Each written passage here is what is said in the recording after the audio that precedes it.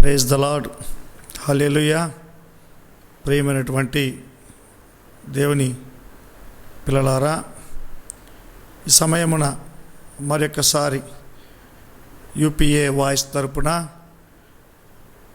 మీతో కొన్ని మాటలు ప్రభు యొక్కమైనటువంటి శ్రేష్టమైనటువంటి సజీవమైనటువంటి మాటలను పంచుకున్నటకు నేను ఎంతగానో సంతోషిస్తూ ఉంటున్నాను.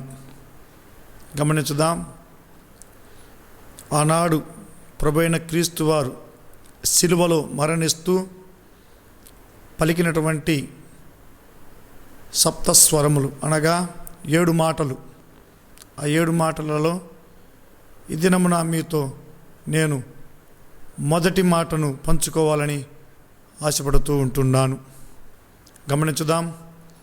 లూకా గారు రాసిన సువార్త 23వ అధ్యాయము 34వ వచనము చూసినప్పుడు ప్రభు అయిన క్రీస్తు వారు అక్కడ చెబుతూ ఉంటున్నారు, తండ్రి, వీరేమి చేయుచున్నారు, వీరెరుగురు గనుక వీరిని క్షమించుమని చెప్పాను.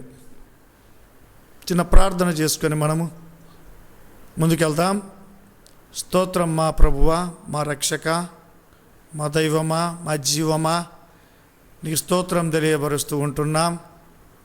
అవును తండ్రి, ఆనాడు మీరు మరణిస్తూ కూడా ప్రభువా తండ్రి నాయన ఏ విధమునైతే క్షమాపణ కలిగిన వంటి గుణమును మీరు ఈ లోకంలో మాకు ఒక మాదిరిగా చూపిస్తున్న విధానాన్ని బట్టి, తగ్గింపు కలిగినటువంటి విధానాన్ని బట్టి నీ స్తోత్రం తెలియపరుస్తూ ఉంటున్నాం. ఆ విధముగా మా జీవితములు మేము తగ్గింపు స్వభావము కలిగి ఉండే కృపను దయచేయమని, మమ్మల్ని ప్రభువా తండ్రి నాయన అందుకు కావలసిన నీ యొక్క ఆత్మీయ శక్తిని ప్రభువా తండ్రి నాయన మాకు అనుగ్రహించమని, దీవించమని, ఆశీర్వదించమని మా ప్రభువును రక్షకుడైన యేసునామమును అడుగుచున్నాము తండ్రి. ఆమేన్. గమనించుదాం. ప్రియమైనటువంటి దేవుని పిల్లలారా, ఆనాడు యేసుక్రీస్తు వారు శిలువలో మరణిస్తూ పలుకుతూ ఉంటున్నాడు. ఆయనను ఏ విధంగానైతే ఈ లోకములో ఎన్నో అద్భుతాలు చేసినప్పటికీ, ఎన్నో గొప్ప గొప్ప కార్యములు చేసినప్పటికీ కూడా ఈ లోకములో ఆయనను శిలువ వేయుటకు ఆ యొక్క ప్రజలు అప్పగించుతూ ఉంటున్నారు. ఈ లోకంలో మంచితనానికి స్థానం లేదు. అనగా మంచివారిని ఈ లోకంలో ఎవరును నీతిమంతుడిగా ఎంచబడరు. ఆ విధంగా యేసుక్రీస్తు వారు ఈ లోకంలో మరణిస్తూ ఉన్నప్పటికీ కూడా, తండ్రి, వీరేమి చేయుచున్నారు, వీరికి తెలియదు, వీరిని క్షమించుడి అంటున్నారు. గమనించుదాం. ముందుగా చూసినప్పుడు ఆయన ఎలాంటి స్వభావం గల వ్యక్తి, ఎక్కడి నుంచి వచ్చి ఉంటున్నాడు చూసినప్పుడు ఫిలిప్పీయులకు రాసిన పత్రిక 2వ అధ్యాయము 5వ వచనము నుంచి చూసినప్పుడు, క్రీస్తు యేసునకు కలిగిన ఈ మనసును మీరును కలిగి ఉండుడి. ఆయన దేవుని స్వరూపమును కలిగిన వాడై దేవునితో సమానముగా ఉండుట విడిచిపెట్టకూడని భాగ్యమును ఎంచుకొనలేదు, కానీ మనుష్యుల పోలికగా పుట్టి దాసుని స్వరూపమును ధరించుకొని తన్ను తాను రిక్తునిగా చేసుకొనెను. చూడండి,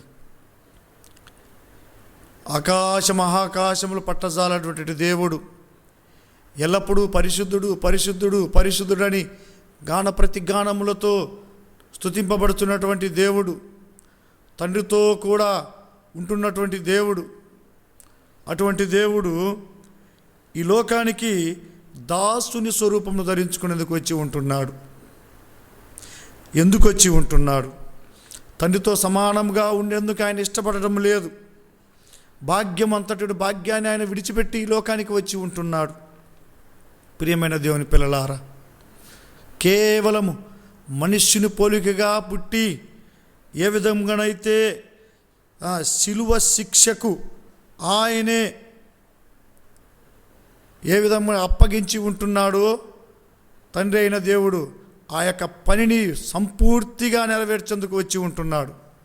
గమనించుదాం. తన్ను తాను రిక్తునుగా చేసుకుంటున్నాడు. ఎంతో తగ్గింపు కలిగిన జీవితము. ఈ లోకంలో చూసినప్పుడు కొద్దిగా మనము పేరు ప్రఖ్యాతులు ఉంటే చాలు, కొద్దిగా మనం గౌరవింపబడుతుంటే చాలు. అలాంటి అద్భుతాలు చేస్తున్న వారిని చూసినప్పుడు ఈ లోకంలో వాళ్ళు ఏ స్థితిలో ఉంటున్నారు గమనించుదాం. గొప్ప స్థితిలో ఉంటున్నారు, పేరు ప్రఖ్యాతులు కలిగి ఈ లోకంలో జీవిస్తూ ఉంటున్నారు. మా పేరు అనేక స్థలంలో ప్రకటింపబడాలని చాటింపు చేసుకుంటున్నారు. కానీ తండ్రి అయిన దేవుడు చూసినప్పుడు చూడండి ఎంత తగ్గింపు స్వభావము, ఏ విధంగా ఈ లోకంలో తగ్గించుకుంటున్నాడు ఆయన. ఎందుకొరకు వచ్చి ఉంటున్నాడు ఈ లోకమునకు ఆయన? దేని నిమిత్తం కొరకు వచ్చి ఉంటున్నాడు ఆయన? కేవలం నీ కొరకు కాదా? కేవలము మన కొరకు కాదా? ప్రియమైనటువంటి దేవుని పిల్లలారా, గమనించుదాం. మార్కు గారు రాసిన సువార్త 15వ అధ్యాయము 17వ వచనమును చూసినప్పుడు ఆయనను చూడండి. ఆయనకు ఊదారంగు వస్త్రము తొడిగించి ముండ్ల కిరీటము ఆయన తల మీద పెట్టి, యూదుల రాజా నీకు శుభమని చెప్పి ఆయనకు వందనములు చేయసాగిరి. మరియు రెల్లుతో ఆయనను తల మీద కొట్టి ఆయన మీద ఉమ్మి ఊసి మోకాలుని ఆయన నమస్కారం చేసిరి. ఎగతాళిగా చేస్తూ ఉంటున్నారు. నువ్వు యూదుల రాజు కదా, నిన్ను నువ్వు రక్షించుకొని ఎగతాళిగా మాట్లాడుతూ ఉంటున్నారు. ముళ్ళ కిరీటం అల్లి ఉంటున్నారు, తల మీద పిడిగుద్దులు గుద్ది ఉంటున్నారు, గాండ్రించి ఉమ్మి వేస్తూ ఉంటున్నారు. గమనించుదాం.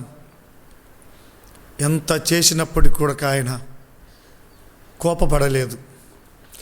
ఈ లోకంలో ఉంటున్నప్పుడు చెప్తూ ఉంటున్నాడు, మిమ్మల్ని ఎవరైనా ఒక చెంప మీద కొట్టినప్పుడు మీరు రెండవ చెంప చూపించుడు అని చెప్తూ ఉంటున్నాడు.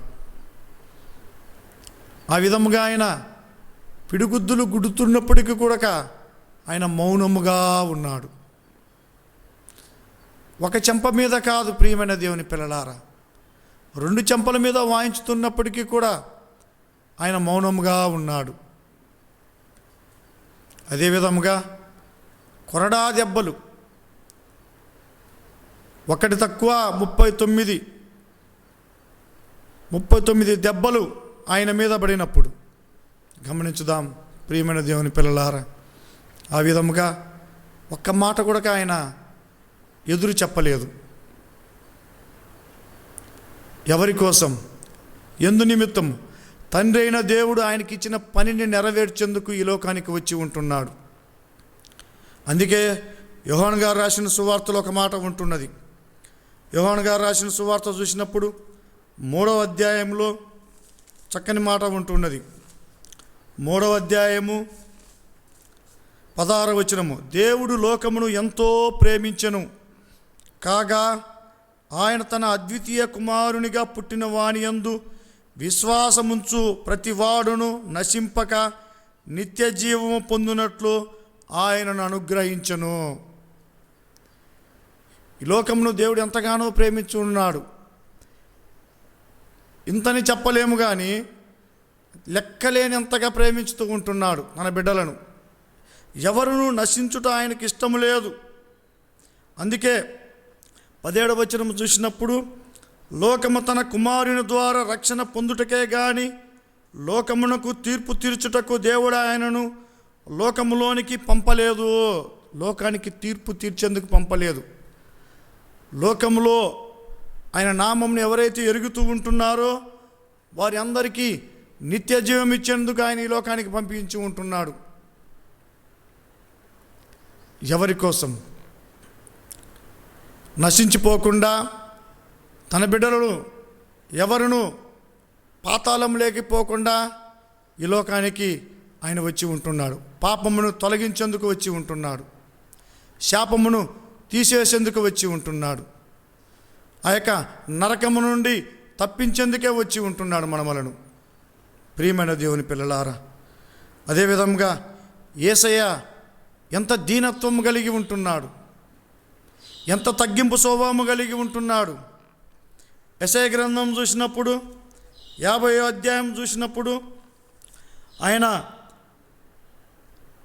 6వ వచనము, కొట్టువానికి నా వీపును అప్పగించి తిని, వెంట్రుకలు పెరికివేవారికి నా చెంపలను అప్పగించి తిని, ఉమ్మివేయవారికి అవమానపరచు వారికి నా ముఖము దాచుకొనలేదు. ప్రభువైన యెహోవా నాకు సహాయం చేయవాడు గనుక నేను సిగ్గుపడలేదు. నేను సిగ్గుపడనని ఎరిగి నా ముఖమును చెకుముకి రాయితీ వలె చేసుకొంటిని. చూడండి, ఆయన సిగ్గుపడడం లేదు. ఇన్ని శ్రమలు అనుభవిస్తున్నప్పటికీ కూడా, నరక యాతన అనుభవిస్తున్నప్పటికీ కూడా తండ్రి అయినటువంటి దేవుని చిత్తాన్ని నెరవేర్చేందుకు ఆయన ఇష్టపడుతూ ఉంటున్నాడు. ఒకవేళ ఇంత శ్రమలు మనకు కలిగితే ఈ లోకంలో మనం ఎలా ఉంటాం? ఒకసారి పరీక్షించుకుందాం. ఒక చెంప మీద ఎవరైనా మనల్ని కొట్టితే మనము రెండో చెంప చూపించేందుకు సిద్ధంగా ఉన్నామా? ఎంత తగ్గింపు స్వభావము! ఒక మాట అంటే ఈ లోకంలో మనము ఊరుకుండలేము. నన్ను ఎందుకు అనవసరంగా మాట్లాడుతూ ఉంటున్నారని మనము ఆ వ్యక్తి మీద తిరగబడతాము.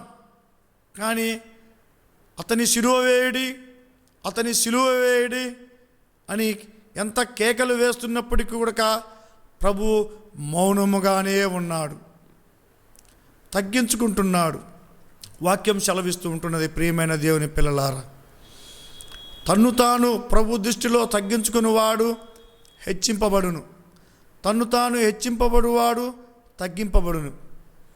నువ్వు ఈ లోకంలో ప్రభు దృష్టిలో నీకు ఇచ్చినటువంటి ధన్యతను బట్టి, నీకు ఇచ్చినటువంటి కుటుంబమును బట్టి నువ్వు తగ్గింపు స్వభావం కలిగి ఉన్నావా, హెచ్చింపే స్వభావం కలిగి ఉన్నావా? నీ మనసులో గమనించుదాం. ప్రభు సర్వాధికారి అయినటువంటి దేవుడు, ఈ లోకంలో సృష్టించినటువంటి దేవుడు, ఆయన లేకుండా ఈ లోకంలో ఏదీ కలగలేదు. అటువంటి దేవుడు కేవలము కృపాసత్య సంపూర్ణుడిగా మన మధ్య నివసించి ఉంటున్నాడు. అటువంటి ప్రభు అయిన క్రీస్తు వారిని ఈ లోకంలో జనములు గుర్తించడం లేదు, మంచి చేసిన వారిని గుర్తించడం లేదు, చెడు చేసిన వారి దగ్గరికే వెళుతూ ఉంటున్నారు. ఈ లోకంలో పాపముకు స్థానం ఉంటున్నదేమో కానీ నీతికి స్థానం లేకుండా ఉంటున్నది. గమనించుదాం. ప్రియమైన దేవుని పిల్లలారా, నీ స్థితి ఏమిటి? నీ పరిస్థితి ఏమిటి? నీ కొరకే కదా ఈ లోకానికి ఆయన వచ్చి ఉన్నది. నీ కొరకే కదా ఆయన ఈ లోకంలో తగ్గింపు స్వభావం కలిగి జీవించుతూ ఉంటున్నది. అనేక అవమానం పొంది ఉంటున్నాడు. నీ కొరకు ఊయబడి ఉంటున్నది. ఒక దెబ్బ, కొరడా దెబ్బ కొట్టి లాగినప్పుడు ఆయన రక్తంతో పాటు మాంసము కూడా ఊడి వస్తూ ఉంటున్నది. సర్వము ధారాళముగా ధారపోసి ఉంటున్నాడు రక్తమును. ప్రియమైన దేవుని పిల్లలారా, ఎవరి కోసము? మన యొక్క పాప బంధకముల నుంచి విడుదల చేసేందుకే ఆయన వచ్చి ఉంటున్నాడు. ఇంత చేసినటువంటి ప్రభువుకు నువ్వు ఏమి సమర్పించుకోవాలని ఇష్టపడుతూ ఉంటున్నావు? ఆనాడు యెరూషలేము స్త్రీలు శిలువను మోస్తూ వెళుతున్నట్టు యేసయ్యను చూసి, అయ్యా నీ రక్తము మా మీద మా బిడ్డల మీద పడునుగా కానీ ఏడుస్తూ ఉంటున్నప్పుడు ప్రభు చెబుతూ ఉంటున్నాడు అక్కడ ఒక చక్కని మాట, అమ్మలారా, నా కోసము కాదు, మీకోసము మీ పిల్లల కోసం ఏడువుడి అంటున్నాడు. అవును తండ్రి, ఎందుకనగా ఈ లోకంలో మా యొక్క పాప బంధకముల నుండి, మా పిల్లల యొక్క పాప బంధకముల నుండి విడుదల కలగజేసేందుకు నువ్వు వచ్చి ఉంటున్నావని మేము నమ్ముతూ ఉంటున్నామని మనము గ్రహించాలి. ఎప్పుడైతే అటువంటి గ్రహింపు స్వభావం నీకు ఉంటున్నదో, ఎప్పుడైతే యేసుక్రీస్తు వారు ఈ లోకానికి వచ్చినటువంటి ప్రభు అని నువ్వు ఎప్పుడైతే నీ నోటితో ఒప్పుకుంటున్నావో, ఆయన రక్తములో ఎప్పుడైతే నువ్వు కడగబడుతూ ఉంటున్నావో, ఎందుకనగా వాక్యం సెలవిస్తూ ఉంటున్నది, యెషయా గ్రంథము 53:5 చూసినప్పుడు, మన అతిక్రమములను బట్టి ఆయన గాయపరచబడెను, మన దోషములను బట్టి నలగొట్టబడెను, మన సమాధానార్థమైన శిక్ష అతని మీద పడెను, అతని పొందిన దెబ్బల చేత మనకు స్వస్థత కలుగుచున్నదే. కాబట్టి మన కొరకు వచ్చి ఉంటున్నాడు, మన కొరకు నిందల పాలవుతూ ఉంటున్నాడు, మన కొరకు ఎగతాళిగా అయిపోతూ ఉంటున్నాడు. ప్రియమైన దేవుని పిల్లలారా, అటువంటి తగ్గింపు స్వభావం మనం కలిగి ఉందాం. ప్రభు అయిన యేసుక్రీస్తు వారికి విరిగిరి నలిగిన హృదయాన్ని సమర్పించుకుందాం. అయ్యా, ఇంత నా కొరకు మీరు తగ్గించుకొని ఈ లోకానికి వచ్చి ఉంటున్నారు, నేను ఏమి ఇవ్వగలను? రక్షణ పాత్రను చేత పట్టుకొని నా హృదయమును నీకు సమర్పించుకొనుచున్నానని మనము చెప్పి ఆయన యొక్క రక్షణలో మనం పాలిభాగస్తులమైతే చాలు. అదే కోరుతూ ఉంటున్నాడు ఆయన. ఆయన చిత్తము అదే. ఆ చిత్తాన్ని నెరవేర్చే విధముగా ఈ లోకంలో మనము ఉండాలి. ఈ లోకంలో అనేక చిత్తములు ఉంటాయి, కానీ ప్రభు చిత్తం నెరవేర్చే బిడ్డలు ధన్యులు. కాబట్టి ఆ చిత్తాన్ని మనం నెరవేర్చుకుందాం, ఆయనకు రాజ్యానికి పాత్ర అవుదాం. దేవుడి కొద్ది మాటలు దీవించునుగాక. చిన్న ప్రార్థన చేసుకుందాం. స్తోత్రం మా రాజా, నీకు స్తోత్రము నాయన. అవును తండ్రి, ఆనాడు మీరు శిలువలో మరణిస్తూ శిలువలో పలికినటువంటి మొదటి మాట, తండ్రి వీరేమి చేయుచున్నారో వీరిని క్షమించుడు అంటున్నావు. ఎటువంటి స్వభావం ఉన్నది ప్రభు అతని నాయన మీకు. క్రీస్తు యేసునకు కలిగిన మనసును మీరు కలిగి ఉండుడి అంటున్నావు ప్రభు. అటువంటి మనసును మాకు దయచేయమని, తగ్గింపు స్వభావమును మాకు దయచేయమని నాయన, ఇతరులకు ప్రభువా నాయన మేము నీ యొక్క మంచి మనసును బోధించే కృపను దయచేయమని, అందుకు కావాల్సిన శక్తిని బలము దయచేయమని మా ప్రభుడు రక్షకుడైన యేసు నామమున అడుగుచున్నాను తండ్రి. ఆమేన్. Praise the Lord. హల్లెలూయా.